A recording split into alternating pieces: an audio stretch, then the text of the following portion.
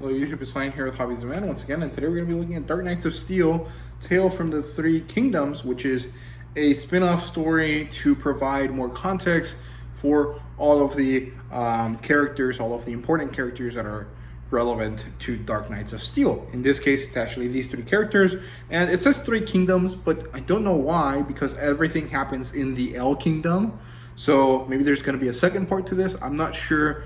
It looks to be a one-shot. At least it looks to be that way on League of Comic Geeks. I'm not sure if that's actually the case or not, but it seems to be a one-off for now, but it is related to Dark Knights of Steel.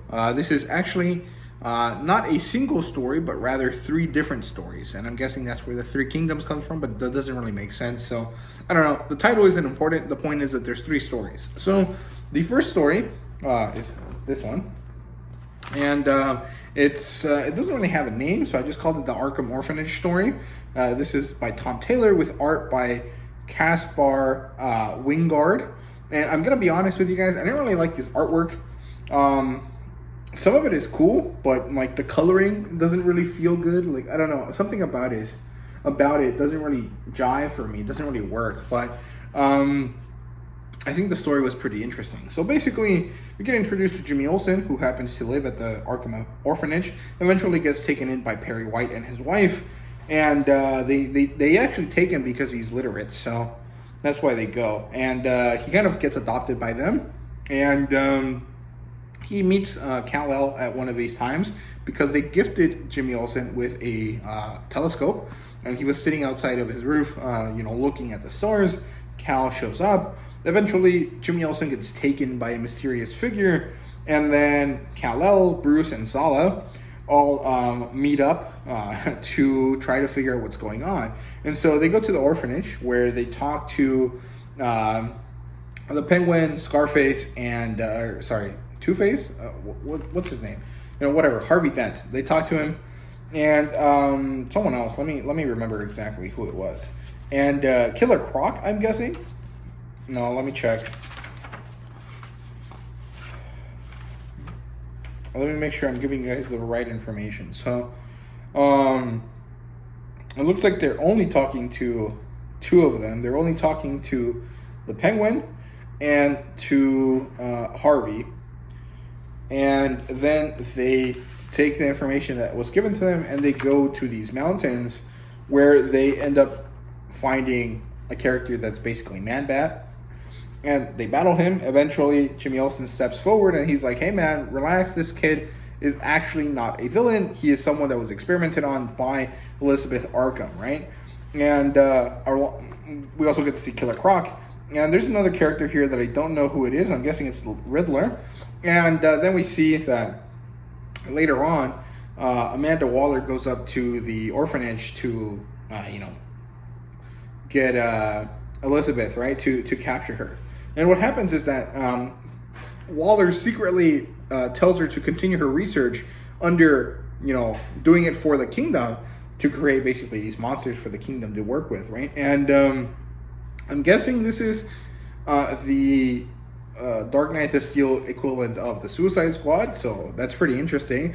I actually kind of liked the story. I thought it was cool. It wasn't very long or anything, but it was, significant, so I like that. And then we get to see The Flock, which is written by Jay Kristoff, who I think does YA novels, and with art by Sean Izaakse, or Izaakse. I'm not sure how to say their name, but I like the art style a lot.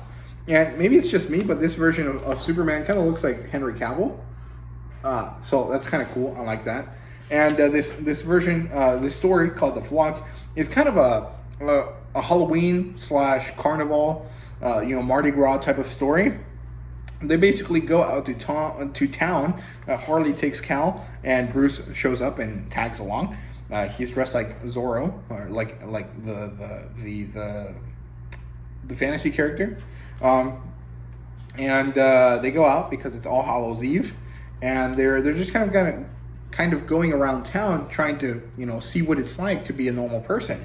And what happens is that they get attacked by the Robins. They steal Harley's necklace, and eventually they all track them down, right? Because Kal-El and Bruce are very able, right?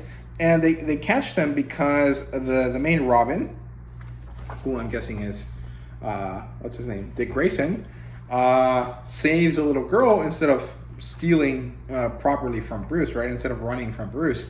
And so they all get caught, and Bruce asks them, hey, what are you guys doing?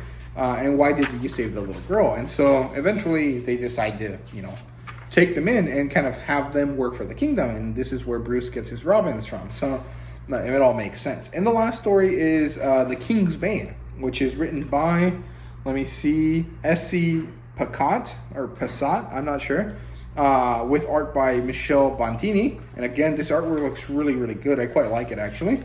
And it actually follows a young Bruce, a little boy, who gets attacked by Bane in the middle of the forest one day. And then Bane tells him, hey, man, I want you to be on the throne. I'll train you if you ever decide to come with me. And so eventually he shows up to where Bane is, gets trained by Bane, and eventually is taught how to battle people with powers. And so one day Bane shows up to the royal kingdom, to the castle, to try to attack them, and Bruce actually takes him down. So he betrays Bane after Bane teaches him how to fight, and it's all so that he can protect the elves.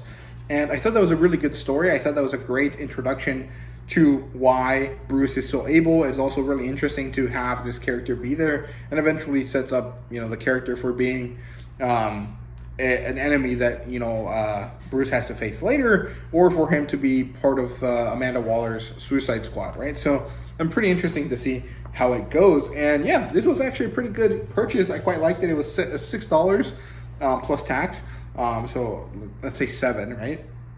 And I think it was worth it. I liked the second two stories a lot more than the first one, but generally all three of them were good. The difference is mostly just the artwork. I like the artwork for the second two a lot better.